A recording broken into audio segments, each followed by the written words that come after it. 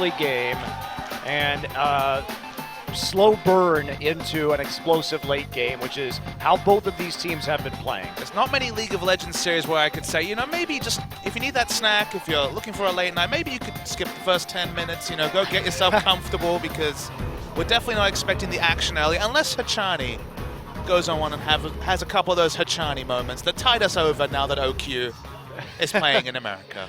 Yeah, that's right. And it's a bit of a surprise this season, because if you just showed me the statistics and said, which two teams are these in Korea, and you showed me the Tigers, and you showed me KT's, I would have said that this season, the Tigers' stats would have belonged to KT from last year, and KT stats would have belonged to the Tigers from last year. So you can really see the difference that even one player on each team makes. Speaking of a single player and the difference that the year-on-year change makes, Cuvée last year certainly wasn't a top laner that we would have held in high repute, but he's actually started this season really impressively. His teleport use on the likes of Lissandra has been impressive. And how Lissandra impacts this draft might be interesting as we get some information. Despite Samsung's loss, still actually above KT in the table, but have played that extra best of 3. And they have also had somewhat of a soft schedule so far, as so has KT, playing against Africa and Spenu, rolling to some wins there. Especially Africa in that first week of play. They got 5th Dragons in both games. So they just like to sit there, play 1-3-1 or 1-4. They love to pick Fiora for someday and just split their way to a victory. If Fiora into Lissandra, and Cuvé's best champion's been Lissandra, so how those champions impact the draft will be important. But, you know, you look at this, and EM Fire and Africa, also a fairly soft start of the schedule to Samsung. That win over Longzhou, a Longzhou team that's clearly still gelling together as a squad, is the big difference between the two. But the other fun thing, the jungles. These are some of the most experienced players still playing in Champions, both of them playing since that first season of Champions officially. Yeah, they have been transitioned there from other roles. Score looking like one of the top junglers in the league, but Ambition, after a rough road on CJ, now he still gets caught out, but he's definitely playing much better at the start of this season than he ended in 2015. And Samsung often ended their games just like that CJ loss we saw, where they would do a lot of smart things and then throw it over forcing a team fight or forcing a team fight with a split push comp, something along those lines. Samsung seems to have ironed out a lot of those issues along with the coaching squad in the late game. Honestly, the big question to me, and the most interesting part of this series, is the picks and bans, just because both these teams in the comps they win with have been fairly inflexible. There's been so much Crown playing that Victor and making smart plays with the Victor. It feels like a lot of the champion pools, although Cuvée has shown multiple champions, a lot of these other guys, Fly for example, so polarizing when he's playing wave clear compared to when he was playing something like the Kassadin. So I think the team that wins picks and bans will quite handedly win this series, and just excited to see how it shapes up. Yeah, he has been playing wave clear, but that also is not just Fly, it also plays into their style, where they do rely on that someday split push to overwhelm their opposition. And there you go, the Victor band immediately, definitely Crown's best champion this season. And Fly not willing, and KT in general, not willing to first pick it on blue side. They know that the first rotation pick from Samsung will come through, but look at this. Actually, both champions Flyers look most comfortable on are banned in the first rotation from either side. So Victor and Lux, the wave clear specialists, are off the board. Fly, of course, could play the Lissandra he played in the last series, but his Lissandra play, specifically in lane, was a bit putrid. Yeah, and they did win one of the Lissandra games, but it really wasn't a result of Fly. It was a result of Someday getting massively fed on Gnar. And Rise will be the next one, so KT not going to first pick that champion for Someday. Elise taken out, so they may be trying to force a Rek'Sai first pick here, especially with the global ban on Kindred this week. A couple of bugs with Kindred's E in particular, meaning that she's not available, which again, Score is a wonderful Kindred player. So we're excited to see maybe the Graves or some of these more edge jungle picks make it through with the Elise banned. We're not going to see the Rek'Sai versus Elise wars we saw in the previous series. There we go, Lissandra. No Lissandra for Cuvée. He's had some fantastic engages, GP taken away. So are we going to see of course, the Alistair here, definitely an option. The Rek'Sai, very attractive. Corki, Callista. What about Poppy? That's another interesting question. We did see Poppy banned last series, and Cuvé's Poppy was another champion that he's shone on, but I think you're on the board with the first pick, Alistair, despite the fact there's these other picks that are being flashed that are attractive. The Alistair seems like the most all-around first pick, but we'll see what KT decide on. And the Rek'Sai is also going to be attractive with the Elise ban, so it's just where they're going to prioritize at the moment, and they're going to force ambition onto perhaps a pick that is not so ideal in this meta, but Alistair looks like it'll be the go-to. And KT really not the team that's going to first pick an AD carry either. They've been overwhelmingly playing Lucian this season. They're holding on to the Bobby, they lock it in. All right. Now, So a team that plays around their top lane, locking in a flex pick top laner, but again, a champion we've only seen in top lane so far, is a bit surprising. So they go for the Poppy. Is it a takeaway from QV, or is it something they've been practicing all week? Remember, it's been 8 days since we've seen them on this big OGN stage. Corki will head into Samsung's hands as a result. Well, they'll have that flex pick available until the end of the draft on red side. Kalista Alistair snapped up by KT Rolster. Easy pick for them. Yeah, really strong duo lane. And, you know, we talked about denial picks. Taking away Alistair from Wraith. Wraith has been really impressive on Alistair after a 2015 where he was in and out of the squad, you know, was sharing time with Luna and other supports. His Alistair's play specifically this season has been outstanding. So I think he's played at least 75% of his games on the Alistair, so smart takeaway from KT. Contemplating a line pick Gnar here, or perhaps, well, we'll be into Poppy actually. So they know the matchup, and that's what they're going to select. QV played a lot of Gnar last year, but we haven't seen too much of it in the league as a whole this year. And there's the Thresh pick for Wraith. Oh, baby. And we're probably going to see that, Papa Smithy. They've got the big front line already developed, so why not take some burst? The question is, what is Fly going to play? Exactly. Could be Corki in the mid lane. He could blind pick a TF. Now, back when he was on the Jin Air Stealths, TF was probably his best champion, so it'd be nice to see this one again. Ahri, a bit of a safer blind pick, though. Has been messing around with the Ziggs that he's called out a few times, but I don't think we're going to see the Ziggs here just yet. It would be a pure wave clear champion. Both Twisted Fate and Ahri have good wave clear, but Ahri will be a slight change of pace from his previous champions that have definitely been ones that skirt the outside of team fights and play on the back foot most of the time.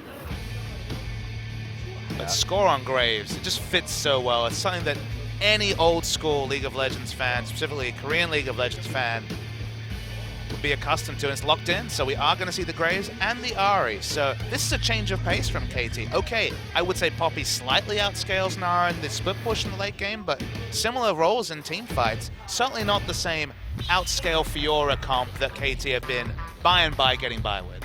And we could see the Tristana counterpick here in conjunction with the Corki would give them a lot of pressure on the turrets, and they're going to try to match the lanes and take a 2v2 with Tristana and Thresh up against Kalista and get the better end of some of these trades. I'm worried for Samsung though. When we do see the likes of the Corki mid, these siege comps, which I think are very strong in the meta, there's usually more disengaged than literally just the Thresh. Nara is more of a ranged auto attacker onto turrets than really a champion that can dissuade all in. Specifically, you can play around the Naba. This is a high-risk siege comp from Samsung, and one that KT have good ways to deal with. Poppy getting into the backline is going to wreck some stuff, let me tell you.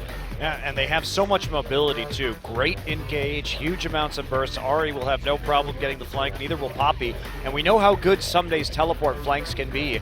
He's always been one of the better players in Korea, one of the better top laners at engaging for his team, stretching all the way back to the KT Arrows days. But the worry is, even if you're Corki, you go for that auto attack, Charm hits you, you're going to be instant dead to a flash Alistair. Alistair himself, great at engage, so KT have a lot of answers to the comp that Samsung's put in, so I don't know about really pigeonholing yourself on Siege with that last pick, Tristana. Well, they have a chance at least, Papa Smithy, to win the lanes. That's the upside here, is that if we get standard lanes, Samsung has a chance to just take an advantage straight out of the laning phase. They got the Tristana counter pick. They have the range advantage against Poppy with the Gnar. So can they do it? Can they get that snowball started early? That will be the question for Samsung here. KT versus Samsung, game 1 starts now. Mother Nature, everybody wants to rule the world.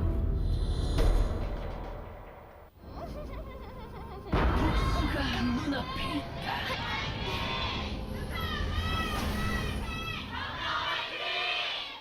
It's our second match of the night after Jin Air gets the 2-0 victory over CJ Entis, and now two teams with only one loss each so far going head-to-head. Samsung versus KT Rolster. Look, a new look KT draft. That's exciting to see on its own. No longer pigeonholing themselves into last rotation counterpick top lane. They've gone for Someday first picking his top laner.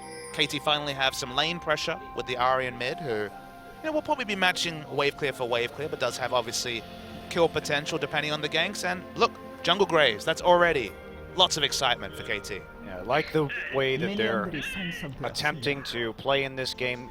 They have a lot of opportunity to do some serious burst damage on dives with the Ahri and the Graves. So we could see some nice roams from Fly in conjunction with Score. It's something to take a look for. This is surprising to see. So KT are actually initiating a lane swap despite the fact that you'd have to expect Nara to have quite the superior 1v2 compared to Poppy. Obviously Poppy probably not going to die, but can only really do AoE wave clear from very short range. But yeah, dodging out of the Tristana lane matchup that's always been one of the better ones against Kalista in the laning phase at least.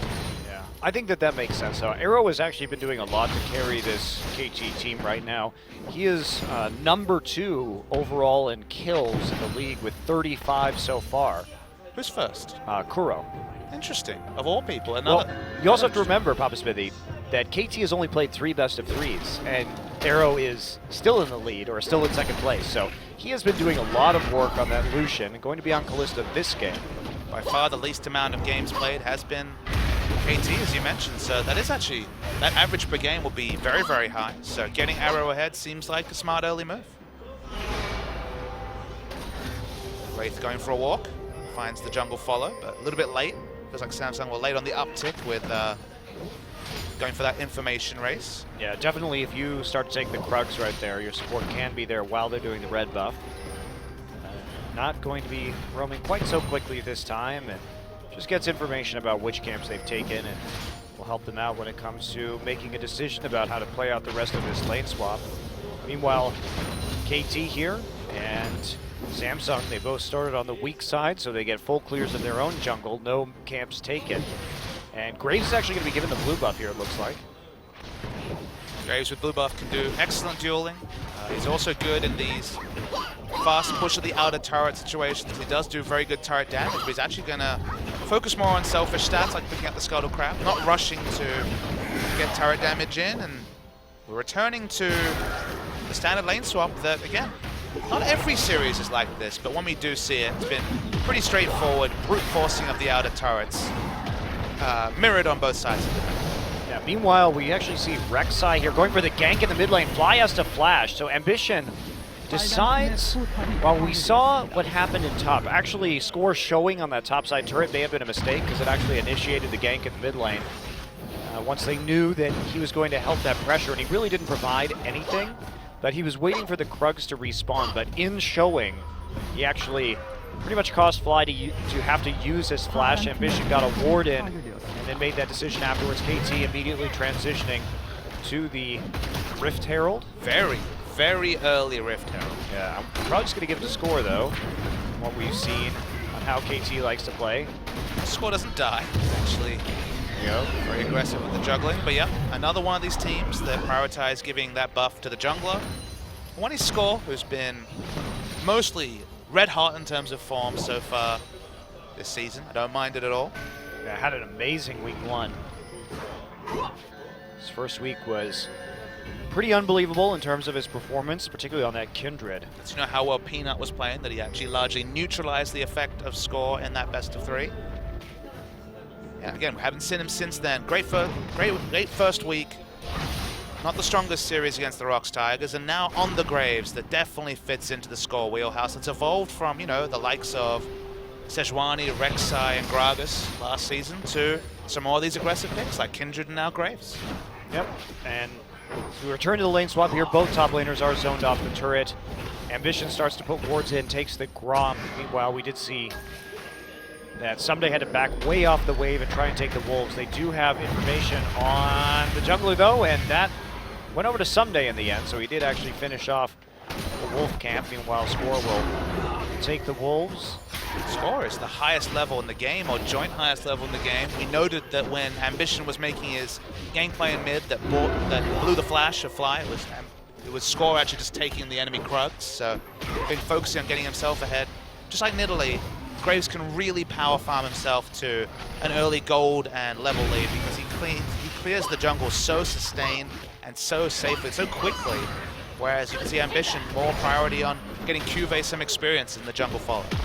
Score here too, once again returning with that Herald buff. That actually does get a little bit more damage down onto the turret as a result, in addition to his auto attacks. So they're going to even up the speed of this trade. It's one of the few champions we're putting it on that jungler in particular, a ranged AD champion with Herald.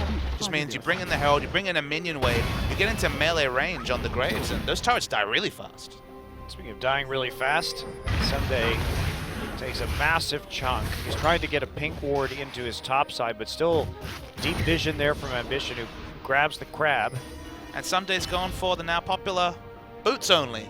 Rush the Swifties, get away from ganks, be fast, be in position for those wall slams, but obviously trading not an option for this Poppy.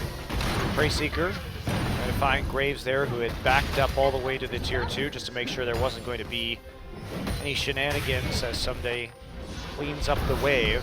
And Gnar all the way across the map now from where this wave is. Poppy going to get a little bit of a freeze right here. Ambition still trying to take away some of the enemy jungle. I gotta say, if I'm gonna compare Gnar with no gold to Poppy with no gold, I think Poppy wins that race pretty handedly, unless you're the master of the Gnar bar when it comes to teleporting.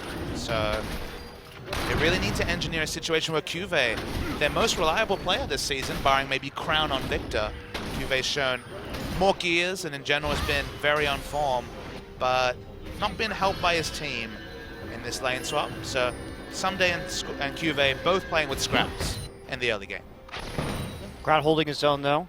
At least when it comes to dealing with this Ahri, but we haven't really seen any ganks yet. Both players recently hit level 6, and Stitch. Okay, he is out of position. He's going to get the knockback right there. He's going to have to burn his flash for sure, and that's going to be a miss on the collateral damage.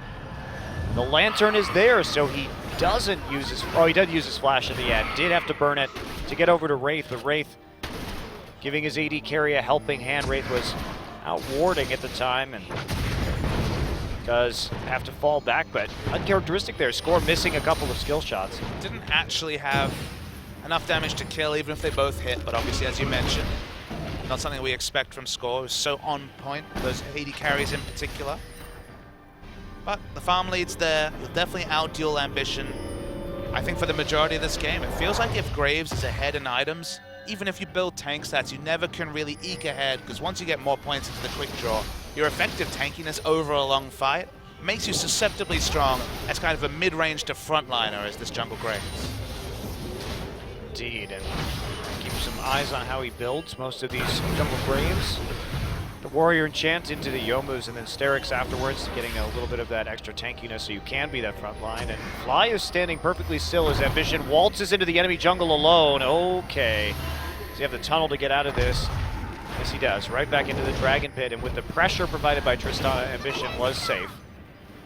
Finally get the 2v2, but Stitch is obviously very, very overextended in bottom. That's why you see Ambition causing pressure in this bottom red side jungle. Poppy has to back, sorry, so we'll finally buy some effective stats, but lane is definitely overextended and need backup in both top and bot side of the jungle. Score still just sneaking out with the Krugs.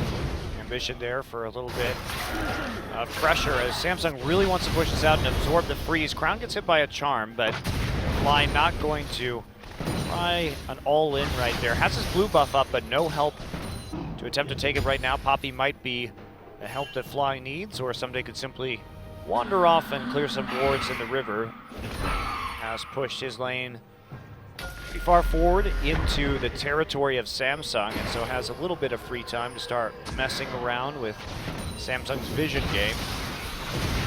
No big losers yet in these turret trades for now.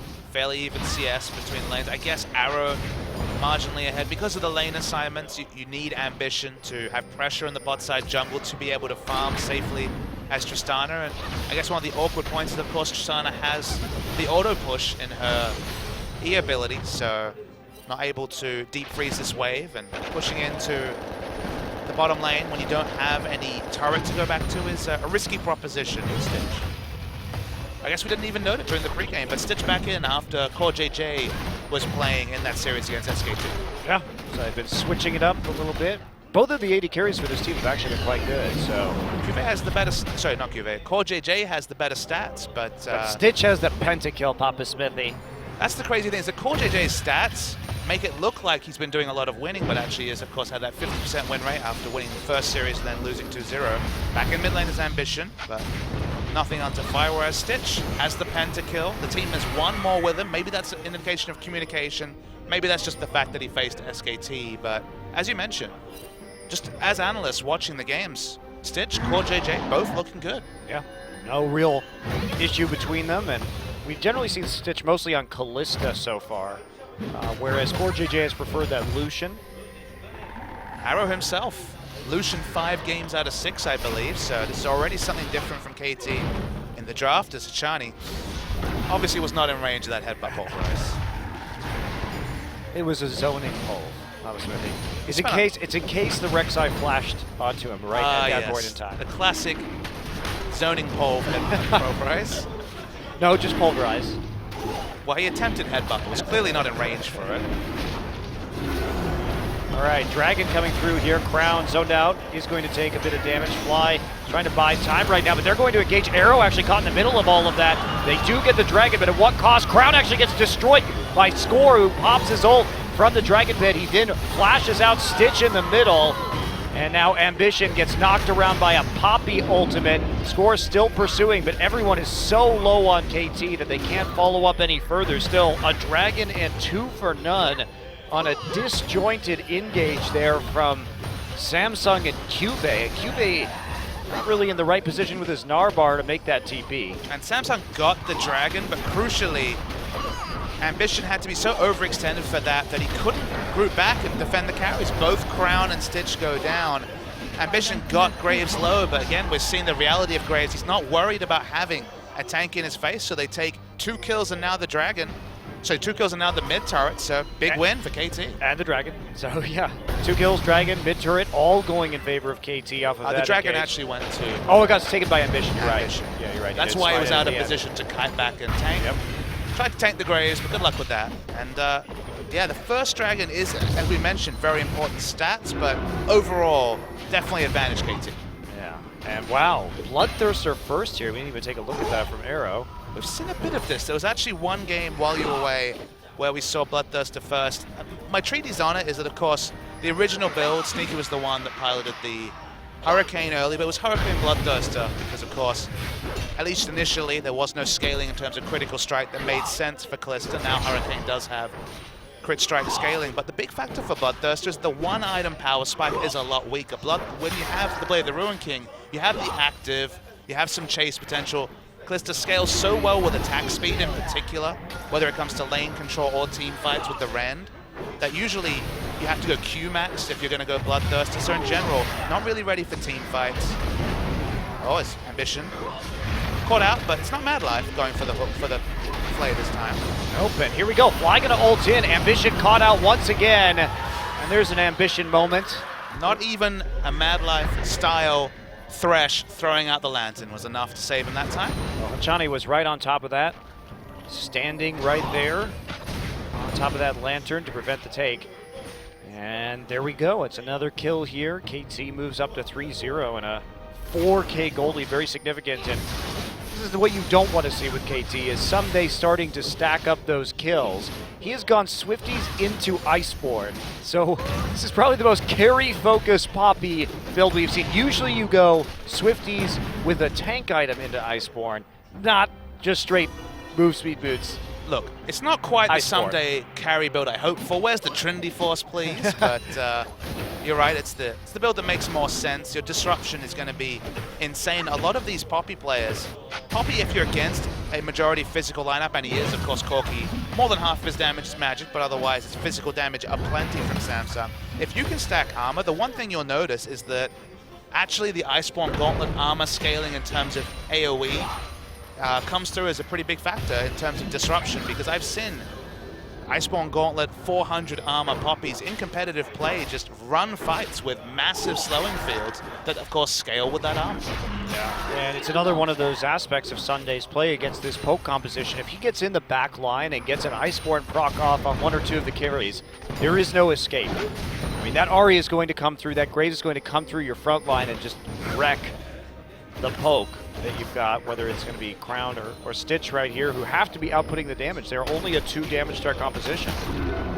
Turn to the Rift Herald. It's not the 4-minute Rift Herald. It's left alone for a while. Now KT has actually done better with this Rift Herald than we've seen most teams do. Even in that mid lane after the Dragon play right there, Score still had the Rift Herald, and it did really help put down the damage to take out the turret after they got the Dragon stolen away. Look, jungle AD carries picking it up. That's the one class of jungler that makes sense to me.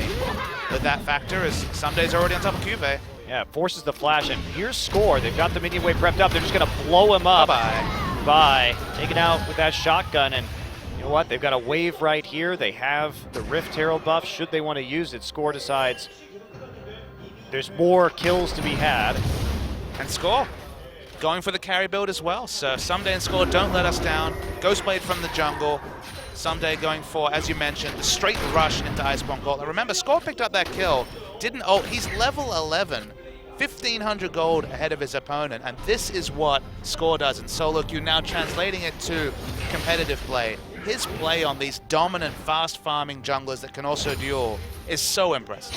He's 2 levels up too, not to mention the gold lead that you noted, and that's a absolutely crazy advantage out of the jungle, especially since it's about 18 CS, but he's just been grouping around the minion waves with the rest of his team. 45 seconds now until Dragon, and goodbye Samsung wards here in the river. To me, Graves is like a slightly better Nidalee, just because, of course, Nidalee has longer range poke, but the fact that Graves, once he gets 5 points into quick draw, can play in those close quarters, and his jungle clear, both their jungle clears are very, very quick. It feels like the Graves is just that much more valuable in the late game, and they're pretty similar in terms of skirmishing in the early to mid game. Yeah, I actually don't think Nidalee is very good right now. I think it's definitely overpicked. I mean, when Runeglaive was around, I agree. I feel like Runic Echo is actually very, very powerful on her. I think the champion is over-prioritized, but you saw what Peanut was able to do last week on that champion. I feel like it still has a place, but Graves, to me, outclasses her in a very similar way. Yeah. I just feel that with Nidalee, there's always a better answer for a composition than having Nidalee, because she's a bit feast or famine. You have to get that Rod of Ages scaling up, and she's very volatile to play with in the late game because of her ability to get caught out and just instantly deleted from the team. I think the Rod of Ages point is actually an interesting one I hadn't considered, just because you get that slight dip in your power spike 20 minutes in when you're getting a Rod of Ages, whereas Graves only gets stronger with that item book. Keep building long swords into things like the Serrated Dirk, into the cooldown reduction, building into Ghostblade or more Malmortius or into the Sterix Gauge. You're right, the itemization feels like it just keeps getting better for Graves. It's clunky, though. The power curve is very clunky. And even though people will say, well, I would like Nidalee because I'm running a poke composition, I actually think that more peel is better for your poke comp.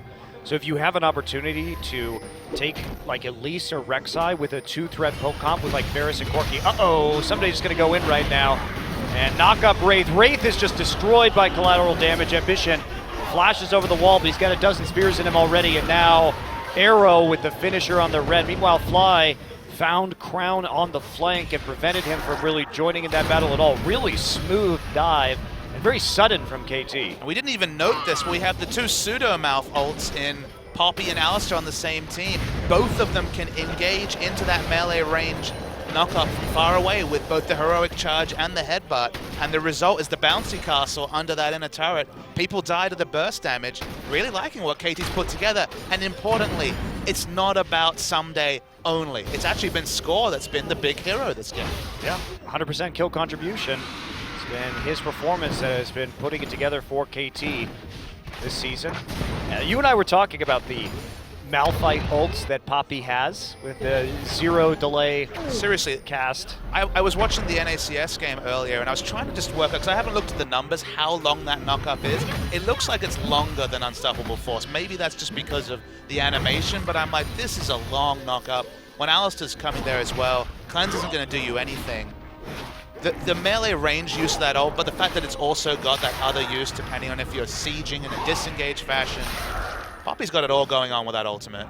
And the best part is that you can stun somebody with your E and then knock them up. So it's actually even better than a Malphite Sure, ultimate when it's in next some to a ways. wall, but in that scenario where we saw Someday, you flank, you get into range for the point-blank double cast of the ultimate with the heroic charge, so it's a lot like Headbutt in that scenario. And instant cast, instant knockup, instant death for Samsung. Iceboard too, you get an auto at the end of that with the slow field. I mean, I just think, I agree with you. I think Poppy's just ridiculous right now. She is very, very powerful. It's good to see. She was the adaptation. Remember, we saw no Poppy play in Korea week 1, and then suddenly the Poppy explosion.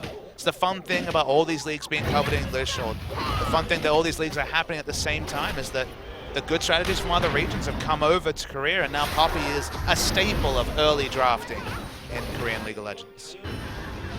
Top lane Poppy really mostly used over in the LPL, because in Europe week 1 it was a lot of support. Still very strong there. We're yet to see it, but maybe when people come up with the strong lane matchups, we'll see it. Oh boy, here comes Ghostblade score. Yep, forces that flash instantly. Ambition takes the second part of that Graves queue. Fly heading off Corki. Corki's really important to the wave clear, so occupying him in another lane is big for KT. So threat from Achani, just making sure they know that the dive is a possibility. Kube in mini Gnar form right now, so Someday goes in, low mana, but still bullies them. Whiffs his ult. Yep, whiffs his ult, but it doesn't matter. It's just trying to push him off the tower right now. Oh yes, another one of those zoning ultimates. It was a zoning Poppy ult. Gold leads. I'm glad you understand, Bobby Smithy. Zoning ults are a very powerful thing, as Graves has a lazy 2,800 gold lead over Ambition. Uh-oh, there's the flash in, and Crown gets just nuked in that backside fly, gonna catch him and take the kill. Meanwhile, KT Someday now waltzing into the base, clearing out the minion wave. Easy inhibitor turret here in 21 minutes as KT has blanked Samsung when it comes to kills. It's not a perfect game, but not much for Samsung to hold their heads on. KT from the jungle, just both in the pace of this game, Ambition, not got anything going whatsoever. Hard to find a positive out of the first 23 minutes for Samsung Galaxy. It's been rough. They got a turret, or a couple turrets thanks to the lane swap, but they haven't been able to hold up against the strength here of Score's jungling and the fact that Arrow's been there with him the entire time. He's just so far ahead of his opponent. I was worried when KT won that first team fight around Dragon with a bloodthirsted Kalista, despite the fact that she'd gone for that later power spike in the build. Now, the build looks just fine. Very, very safe. Now you can position very aggressively with the overshield and the high amount of lifesteal. And the game has been played around the mid lane, where Crown has done good wave clearing, has a lot of CS, but Fly just heading people off, just being a threat, trying to poke Crown on the outside of fights. And otherwise, it's basically been wave clear Ahri. We don't hear that very often, but certainly not been much play around the all-in combos from this Ahri. Yeah, has the loot and Zeko to give a bit of a boost there to the wave clear. They take away the blue buff now. But credit to Hachani too, who has been playing quite well around the backside of these turrets, and Hachani was always, as Alistair was always his best champion, so it's fun to see him on that pick once again. He really knows the limits very well. Juve just turns back into mini now, so KT are really looking for any sort of pick. Cross screen's claim slowing them up as they retreat all the way to their inhibitor, and there we go. Hachani comes in once again, and there we see Fly following him right away. Someday going to pick up the first kill of this fight, and Wraith now has some trouble to deal with as a double kill for Someday as they just pile through that turret. We saw Kube in the top side trying to deal with those super minions, and that's when KT put the pedal to the metal. Sometimes we see 2 damage comps. There are 4 damage dealers, including this Poppy. coming through from KT. Everyone has burst, everyone has lesion damage. Arrow just skirts around the side looking for those Ren sets. KT have got it all going on. Yes, they do. So another inhibitor now down, trying to finish out this game. They've got a lot of range damage. They have the Sheen from Poppy, so there's one inhibitor turret. This is going to be the end of the game here in 25 short minutes. KT, a dominant performance, lights out when it comes to kills in game number 1. They finish it 9-0. And KT seem to have got that 8-day break exactly when they needed. Have gone back, have obviously changed their style. No longer is it about purely outscale with Someday on the likes of Fiora in the top lane. They give Score something aggressive in the early game. The Graves we wanted to see certainly delivered in many different ways. And KT finally has shown a different gear after playing so much of this season in low gears, slow, long, drawn-out games. We thought this was going to be a 45, 50-minute epic, easily over in 25 minutes. Yeah, that's definitely KT's most convincing game of the season. They didn't give Samsung room to breathe right there. It's just suffocating them. And Score with 100% kill contribution really put his stamp on that game. The first time we get to see him play Graves, something that we have been eagerly awaiting, and he did not disappoint. Undefeated on the Elise, and now you had something much more aggressive in the Graves, and damned if he didn't look amazing on that champion. Another facet of the draft you have to play around is just how strong he is, and this is the way with Jungle Graves. You're noting it on our screen. Graves does a lot of damage, has the most damage of anyone on this team to champions, despite being, of course, spending at least a bit of that time in the jungle. Yeah. Did manage to get above Poppy and Ari and Kalista. Look at Poppy's damage, 6666. That's right. And Kalista actually did less damage than both the solo lanes and the Graves that game. Mostly they're just there for the cleanup and a little bit of crowd control. But the dive combo of Ari, Poppy, and Graves going straight in for the burst means that they top out the damage charts for KT. We'll be coming back with game number 2 between Samsung and KT. After this short break, stay tuned.